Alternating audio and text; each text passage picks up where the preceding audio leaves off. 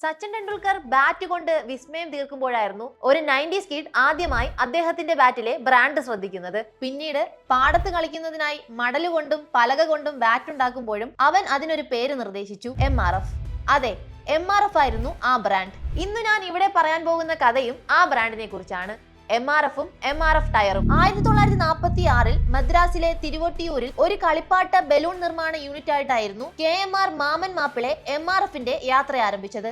1949 ആയപ്പോഴേക്കും company latex cast കളിപ്പാട്ടങ്ങൾ, കയ്യുറകൾ, ഗർഭനിരോധ മാർഗങ്ങൾ എന്നിവ നിർമ്മിക്കാൻ തുടങ്ങി.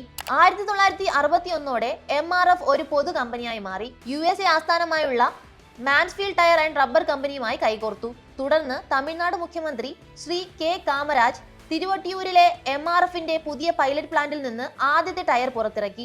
ടയറുകൾ കയറ്റുമതി ചെയ്യുന്നതിനും ഒരു ഐഡന്റിറ്റി കെട്ടിപ്പടുക്കുന്നതിനുമായുള്ള ഇന്ത്യയുടെ ആദ്യ ശ്രമങ്ങളിലൊന്നായ MRF 1964 ബെയ്റൂട്ടിൽ ഒരു വിദേശ ഓഫീസ് സ്ഥാപിച്ചു. അവിടെ MRF മസിൽ മാൻ ജനിച്ചു. ടയർ സാങ്കേതിക വിദ്യയുടെ ജന്മസ്ഥലമായ അമേരിക്കയിലേക്ക് ടയറുകൾ കയറ്റുമതി ചെയ്യുന്ന ആദ്യത്തെ ഇന്ത്യൻ കമ്പനിയായി MRF മാറി. 1970കളിൽ MRF കോട്ടയത്ത് രണ്ടാമത്തെ പ്ലാന്റ് തുറന്നു. 1971 ഗോവയിലും 72 ആരക്കോണത്തും MRF പ്ലാന്റുകൾ ആരംഭിച്ചു. വർഷങ്ങൾ കടന്നുപോയി. 1988 ടെന്നീസ് ലില്ലിയുടെ നേതൃത്വത്തിൽ MRF പേസ് ഫൗണ്ടേഷൻ സ്ഥാപിച്ചതോടെ MRF കായിക രംഗത്തേക്ക് ചുവടുവെച്ചു.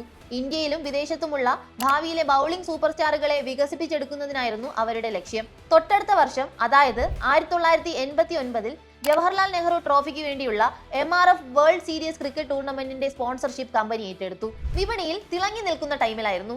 വർഷം പറയുകയാണെങ്കിൽ 1997 MRF ആദ്യമായി F3 കാറുകളിലേക്ക് കടന്നു. തുടർന്ന് 2001 മുതൽ അവർ ട്രാക്കുകളിൽ വിസ്മയം തീർത്തു. 2001, 2003, 2005 വർഷങ്ങളിൽ APRC റാലിയിൽ വിജയിച്ചു. 2007ഓടെ MRF $1 ബില്യൺ വിറ്റുവരവ് നേടി.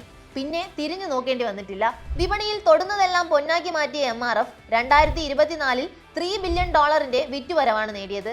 ഒരു ബലൂൺ കമ്പനിയായി തുടങ്ങിയ MRF നിലവിലെ ലോകത്തിലെ മികച്ച ടയർ മാനുഫാക്ചറിംഗ് കമ്പനികളിൽ 14ാം സ്ഥാനത്താണ്. ഇനി ഏത് സക്സസ്ഫുൾ ബിസിനസ് ഐഡിയ ആണ് ഡീകോഡ് ചെയ്യേണ്ടതെന്ന് താഴെ കമന്റ് ബോക്സിൽ രേഖപ്പെടുത്തൂ.